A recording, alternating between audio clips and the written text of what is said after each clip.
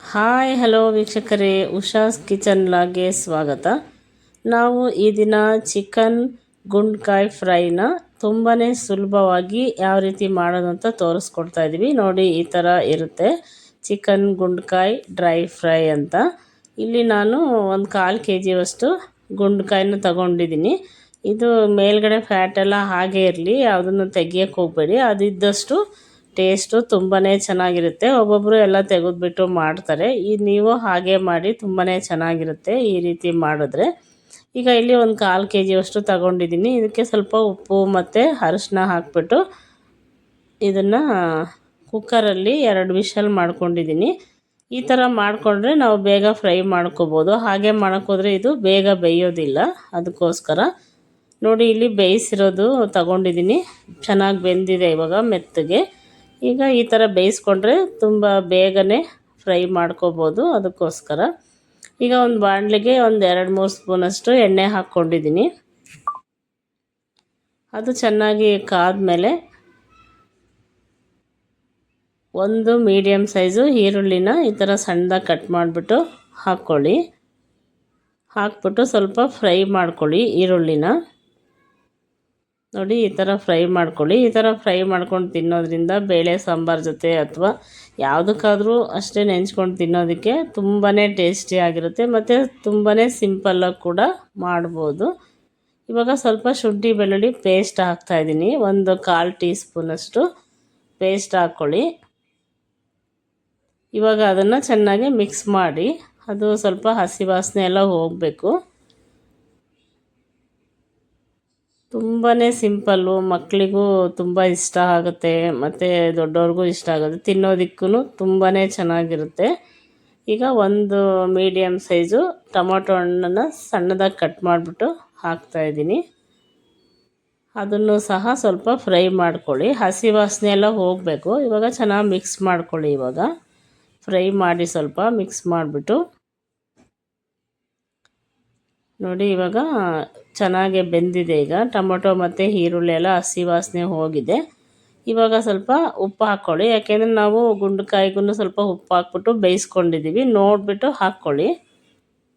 ಆಮೇಲೆ ಬೇಕು ಅಂದರೆ ಹಾಕ್ಕೋಬೋದು ಮೇಲೆ ಲಾಸ್ಟಲ್ಲಿ.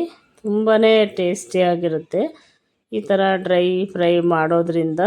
ಮತ್ತು ತುಂಬ ಯಾರು ಬೇಕಾದರೂ ಮಾಡ್ಬೋದು. ಈಗ ಒಂಚೂರು ಅರಿಶಿನ ಪುಡಿ ಹಾಕ್ತಾಯಿದ್ದೀನಿ. ಅರಿಶಿನ ಪುಡಿ ಆ್ಯಂಟಿಬಯೋಟಿಕ್ಕು, ಆರೋಗ್ಯಕ್ಕೆ ಒಳ್ಳೆಯದು. ಅದಕ್ಕೋಸ್ಕರ ಅರಿಶಿನ ಪುಡಿನ ನಾವು ಏನೇ ಮಾಡಿದ್ರೂ ಯೂಸ್ ಮಾಡ್ಬೋದು. ತುಂಬಾ ಚೆನ್ನಾಗಿರುತ್ತೆ ಮತ್ತು ಆರೋಗ್ಯಕ್ಕೂ ಸಹ ಒಳ್ಳೆಯದು. ಇವಾಗ ನೋಡಿ, ನಾವೇನು ಗುಂಡ್ಕಾಯಿನ ಬೇಯಿಸ್ಕೊಂಡಿದ್ವಲ್ಲ ಅದನ್ನು ಇದಕ್ಕೆ ಹಾಕ್ತಾಯಿದ್ದೀನಿ. ಹಾಕ್ಬಿಟ್ಟು ಚೆನ್ನಾಗಿ ಫ್ರೈ ಮಾಡ್ಕೊಳ್ಳಿ. ಈ ಥರ ಮಾಡೋದ್ರಿಂದ ಬೇಗನೆ ಆಗುತ್ತೆ. ಅದಕ್ಕೋಸ್ಕರ ನಾವು ಕುಕ್ಕರಲ್ಲಿ 2 ವಿಷಲ್ ಮಾಡ್ಕೋಬೇಕು. ಇಲ್ಲಾಂದರೆ ಹಾಗೆ ಬೇಯಿಸ್ಬೇಕು ಅಂದರೆ 1 ಗಂಟೆ ಆದರೂ ಬೇಯಲ್ಲ. ಅದಕ್ಕೋಸ್ಕರ ಈ ಥರ ಮಾಡಿಕೊಂಡ್ರೆ ಬೇಗ ಮಾಡ್ಬೋದು. ಬ್ಯಾಚುಲರ್ಸ್ ಕೂಡ ಈ ಥರ ಮಾಡ್ಕೊಂಡು ತಿನ್ಬೋದು, ಒಳ್ಳೆಯದು. ಈಗ ಒಂದು ಅರ್ಧ ಸ್ಪೂನಷ್ಟು ಖಾರದ ಪುಡಿ ಹಾಕ್ತಾಯಿದ್ದೀನಿ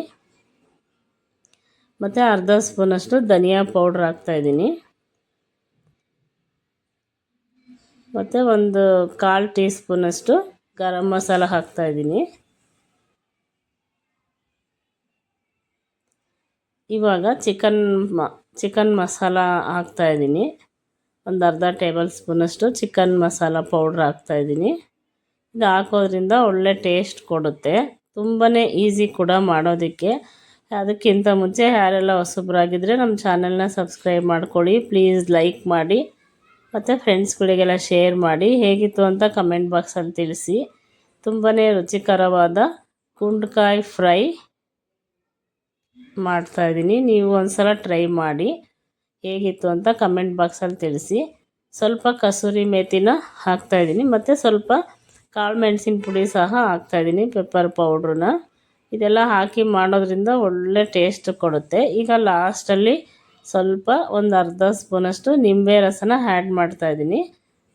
ನೋಡಿ, ಇವಾಗ ಎಷ್ಟು ಸೂಪರಾಗಿರೋ ಗುಂಡ್ಕಾಯಿ ಫ್ರೈ ಡ್ರೈ ಫ್ರೈ ರೆಡಿಯಾಗಿದೆ. ನೀವು ಒಂದು ಸಲ ಖಂಡಿತ ಟ್ರೈ ಮಾಡಿ ನೋಡಿ.